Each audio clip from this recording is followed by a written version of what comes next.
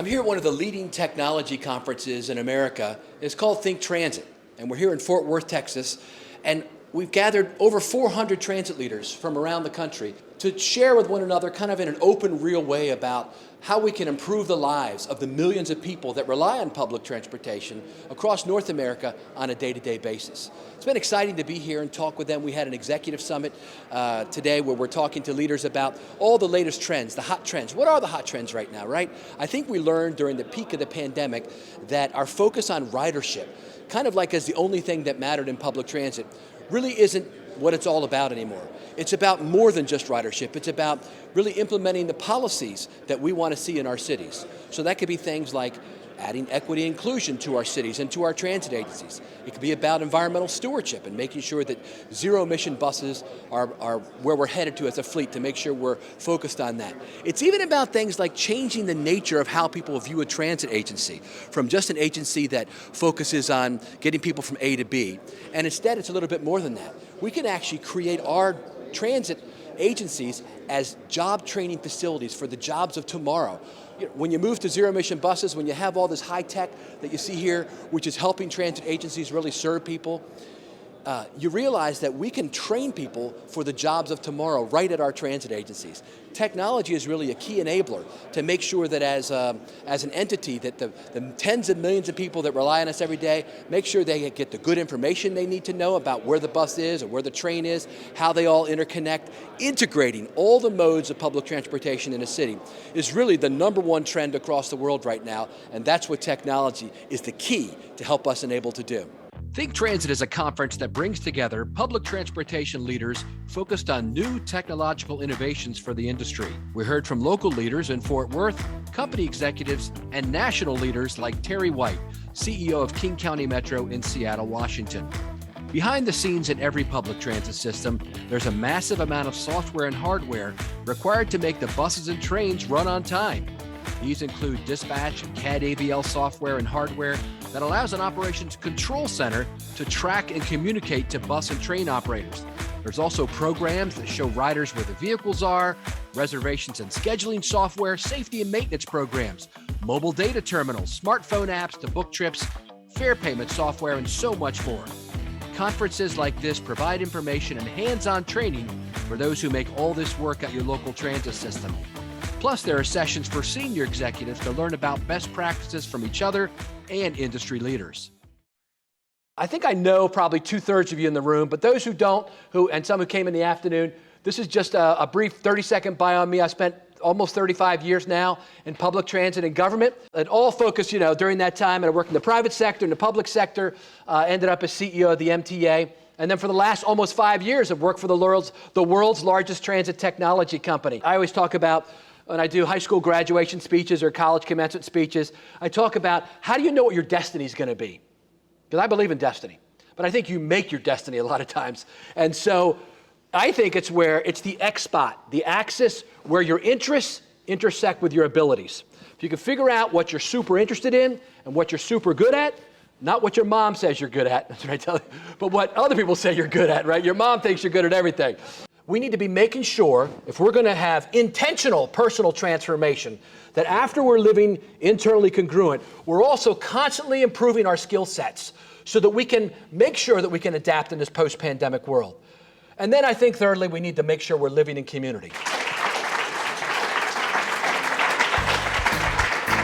Over 50 transit executives shared experiences from their agencies with each other, and then I headed out to the exhibition to learn about a new way to collect bus fares called validators. All right, Brian, thank you for having me here. We're at the ThinkTransit conference in Fort Worth, Texas, and we're talking about some of the hottest trends. There's been a lot of transit leaders here talking about they're moving away from fare boxes and moving toward validators. Tell us what that's all about and what you do. Sure, well, I mean, it's really just about giving riders more options to pay, making that experience of taking transit frictionless, seamless, right?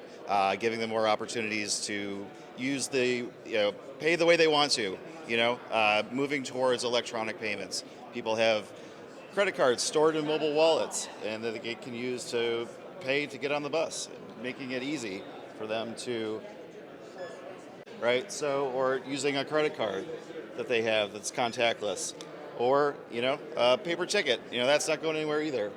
So basically, you could use almost anything on your person to ride. You don't have to put cash in a fare box.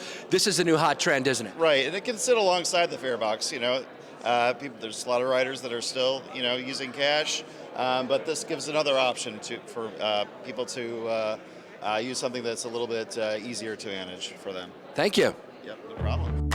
Now let's hear directly from some of our nation's leading public transit executives with a quick break to learn, how do I get there?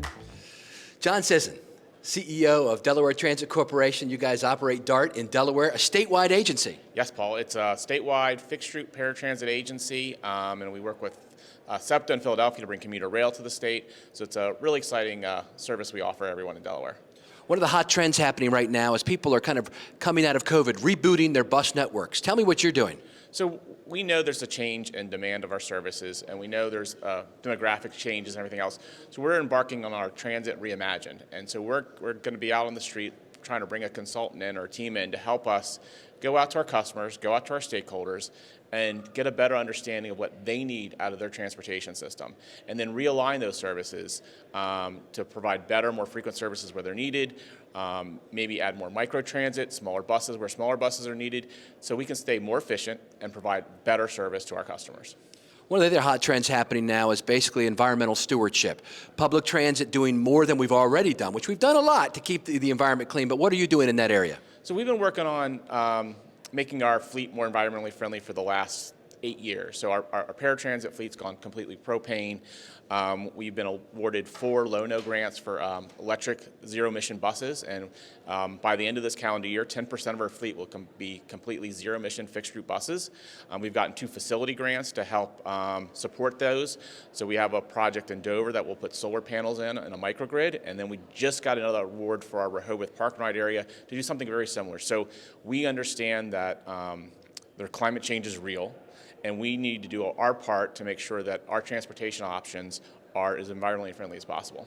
Last question is, I'm your neighbor, so I like what you do already because I'm from Maryland, you're Delaware, but you've got such a unique system where you serve like the big city, Wilmington, then a mid-sized city, Dover capital, but then you do all the stuff at the beach. Tell us a little about that and the amazing statewide, I think you may have one of the largest transit systems in the country by the space you cover. Yeah, it's really interesting. So as you said, Wilmington is, a big urban, relatively big urban environment, yeah. and really part of the Philadelphia urban environment. So our customers are traveling between us and Pennsylvania and a little bit even Maryland outside of Newark. And so it's a bigger fixed route system. And then we have Dover, it's our capital. It's a smaller fixed route system, but still, all the needs are there. And then you said Sussex County has a real rural area, but in the summer our beach community explodes. And so we bring all those together, we interconnect those services, and we work to make sure that we're giving the demand, the services that people need when they need them. So in the summer we go to 10-minute headways to our beach communities. We're providing big city service in what used to be a sleepy beach town, and that town is it's not just the May to September anymore. It keeps growing. So we're constantly adjusting that, and it provides interesting challenges to us. Yeah, I bet you when the president comes in, because he's from Delaware and comes down to Rehoboth, does that impact your service? We haven't seen too much of that yet, but I mean, he was just in town last weekend, and he's biking on the trails and doing some stuff. So I saw that on the news. Yeah. Yeah. So I mean, you can see a motorcade go by and impact some stuff, and people just gotten used to it. When they see everything just kind of come to a shut down, and the word gets out, they understand. But we quickly get back into to the groove and get our customers where they need to go. That's awesome, John. Thank you. Thank you, Paul. Terry White, General Manager of King County Metro in Seattle, Washington. We're here at the ThinkTransit Conference. You kicked us off yesterday as the keynote speaker, talking about your personal story. Growing up using transit, it was really a necessity for you to get where you're going. And now you're head of the agency that you used to turn the little signs on the buses. Tell us about what you all are doing, the important work you're doing there in Seattle. Really, Paul, thanks first. I think the important work that we're doing in Seattle is around this. We want to do this movement from a place to a place, and we don't just want to say it, we want to be it. So incorporating some of what we say when we prioritize equity and sustainability into our blueprints, our Metro Connects vision, our service guidelines, our strategic plan is now telling us, or in some ways directing us, to actually do the work physically, and it is the priority to start in a place and do the thing and not just talk about it, not just rainbows and unicorns. Let's actually go in, measure ourselves, and our policy begins to direct us. And I think that is huge for us to get our county council and all to stand behind this work and say, this actually matters. Changing lives for folks from where they are and where they're trying to go has to have mobility centered in it. And we are saying we're committed to doing that. And while we're doing it, we will hold ourselves accountable through our documents. I think that's beautiful. One of the hot trends I'm seeing right now coming out of COVID, ridership was always our number one KPI, our key performance indicator in the industry. The policymakers said, why should I give you more money if you're serving less people? But during the pandemic, ridership went dramatically down for our commuters. And really it gave us an opportunity to re-examine why we exist, right? Our raison d'etre, as they say. And you and a lot of other transit leaders have said, it is about moving people from A to B, but it's not just about that. It's an opportunity for us to really implement policy that is important to our stakeholders. Would you agree with that? I would absolutely agree. And movement has to be more about than just physical address to address. And I think we've missed that piece when we just get caught up in this. How many riders did we move today versus yesterday versus tomorrow? And it's really how many riders did we move from wherever they are, physically, mentally, to wherever they need to go. And when you start looking at it that way, we're creating, and I know you said this ripple system where when you benefit from the movement physically, you also get to then reach back and give and create this bigger ripple that begins to bless more and more of communities. I know in King County we talk about where everyone has that opportunity to thrive. So thrive has to be more than just physical counting bodies that moved from somewhere in the transit system to another place. I mean, that's how you got into transit, right? It really did. It wasn't just about A to B. It really was about providing you the opportunity to thrive personally. Yeah, transit for me was all about the opportunity to change how my family lived, taking us from a poverty state to a place where we are a contributor. And to me, that's just it's still emotional looking at how the mobility piece is life-changing.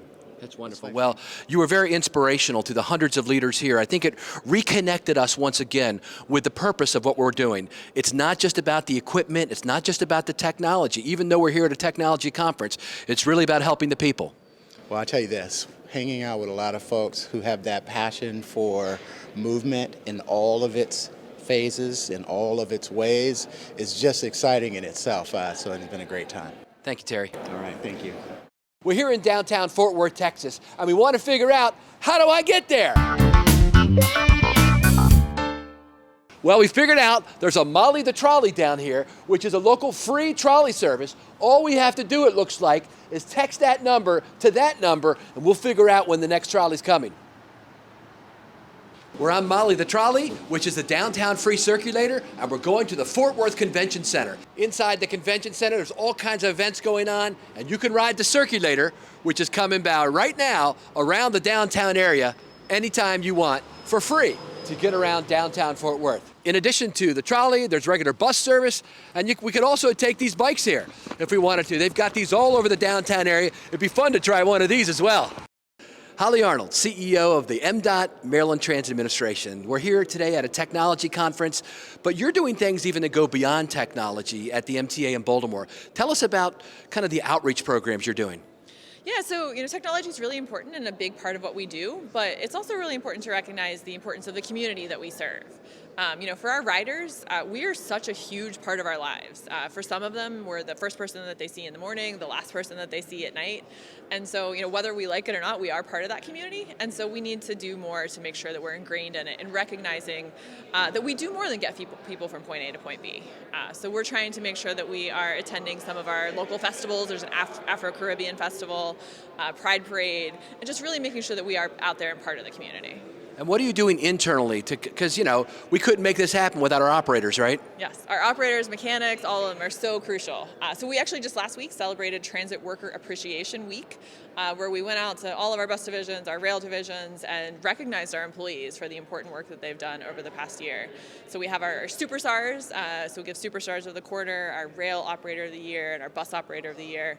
And for the first time, recognizing our mechanics. So we had a repairman of the year and our cleaner of the year, just recognizing the important kind of behind the scenes work that they do. And how did they respond to that? I mean, when you went there, you're the CEO coming to recognize them in front of their peers. Oh, they love it. I think they love being recognized. There's some who are like, well, I'm just doing my job. And it's like, you are, but that is still so important. You show up every day and your job is so important. And so it's important to make sure we're doing that recognition. Tell us about the role transit plays in a community like Baltimore. So in Baltimore, there's 30% of citizens who don't have access to a car. There's a large number of houses that are living in poverty. And so, transit is so vital to making sure that people can get where they need to go. I think we learned during the pandemic, our ridership never dropped below 50% because there are so many people who need to use our service. And so that's why it's so important to make sure that we're out there providing that frequent, reliable service. Thank you, Holly. Thanks, Paul. Sean Adgerson, Chief Operating Officer of the Maryland Transit Administration from MDOT, and I've seen that your on-time performance has dramatically improved over the last few years. Tell me how you've done that. Well, I think it started when you were CEO there. It started with just a reimagining of our route. So we structured ourselves to be a little more efficient in how we were doing what we're doing, breaking up our long routes. So that made it a little easier to manage. And then a lot of it is now using that GPS technology and doing individual performance around each route. And so some of the other things we're doing is we have a biweekly meeting where we bring all of our bus leaders together and we talk about our bus performance. And we've seen our route performance go from the high 50s, low 60s now to we are routinely in the high 70s. And even with COVID, where we saw reduced traffic, where we're running a little earlier because we had too much runtime, we still maintained in the mid 70s to high 70s. So I think Sunday we just hit 79. So we're very close to getting to our goal of 80% and can continue to push forward. That's great. MTA is one of the true multimodal operations where you've got, three forms of rail. You've got commuter rail in the Washington, D.C., you've got your subway, you've got your light rail, then the bus networks coming in. And integrated mobility is really what's happening right now around the world, where primarily bus used to run separately, rail used to run separately, but you're pulling it all together now, aren't you? Yes, we are. I think the biggest thing is tying in those routes, right? And when we restructured, it was really all about tying those routes together, right? Making sure that those routes matched up. So when you were getting off a bus, a train was coming in to meet it within a certain time frame, sort of linking the systems. And I think using our Trapeze solution now is we're broadening that out. It's allowing us to do more real time. And so now we have boards at our stations that give us, hey, here's when the next bus is coming. Or conversely, moving towards having that information on the bus so people know, hey, when you get off at this rail station, here's when the next train is coming. So all of that technology we added with our Vontas solution, and we're going to continue to broaden that out so people see it as an integrated system and not just this is what bus is doing or this is what light rail or metro. That's awesome. Thank you, Sean. Thanks, Paul. Appreciate it. A highlight of the show each year is our Transit Unplugged Live CEO Roundtable, where we hear from leading transit chief executive officers about their careers, their systems, and the future of public transportation. The business started in 1976 by our founders, who are still the majority owners of the company, Alex and Faison Lottie. They were taxi drivers, and what they realized was that a lot of the rides that were being requested by people that needed special assistance in wheelchairs. And so they bought a van, and they started doing that transport, and they really started paratransit before it was called paratransit.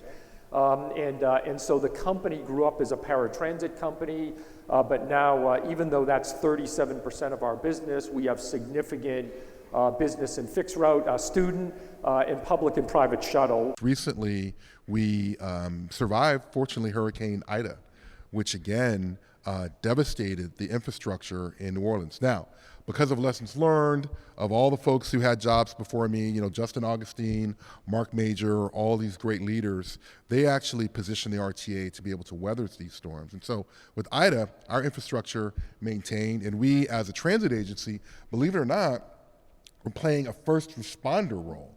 We actually deployed our bus fleet as cooling centers throughout the entire region because for 9 days, New Orleans had no power, zero.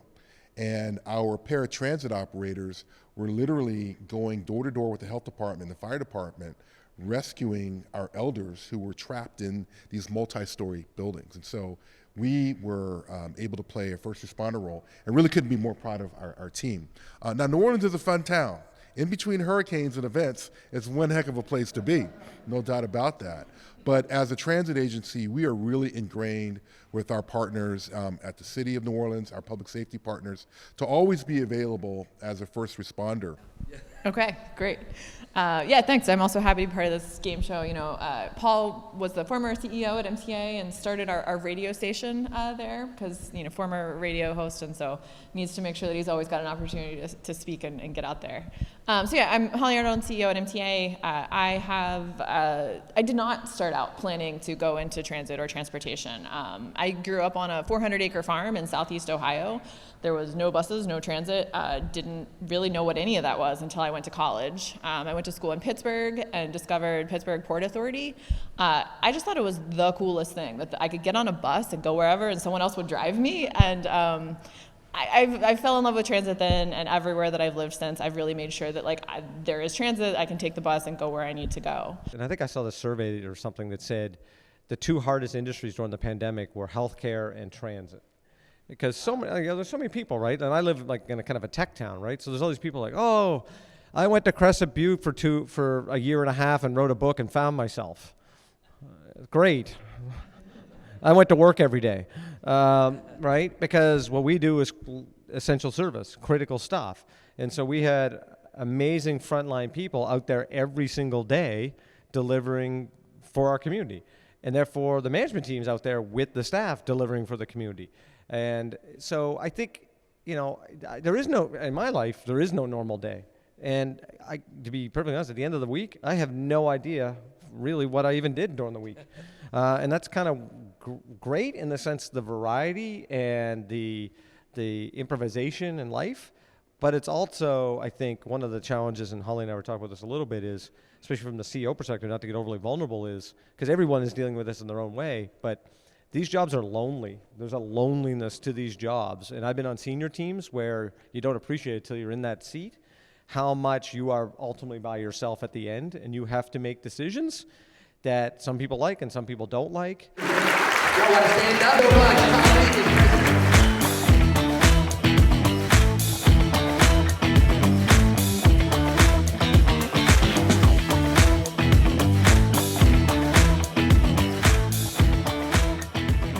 So what's the takeaway from our time here in Fort Worth, Texas at the ThinkTransit conference?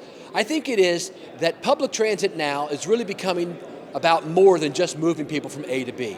It's actually about improving the lives and the culture of a community by improving the environment, by helping to promote equity and inclusion in all we do, and becoming job training centers for the jobs of tomorrow. Technology really is the key to improve an overall community through public transportation.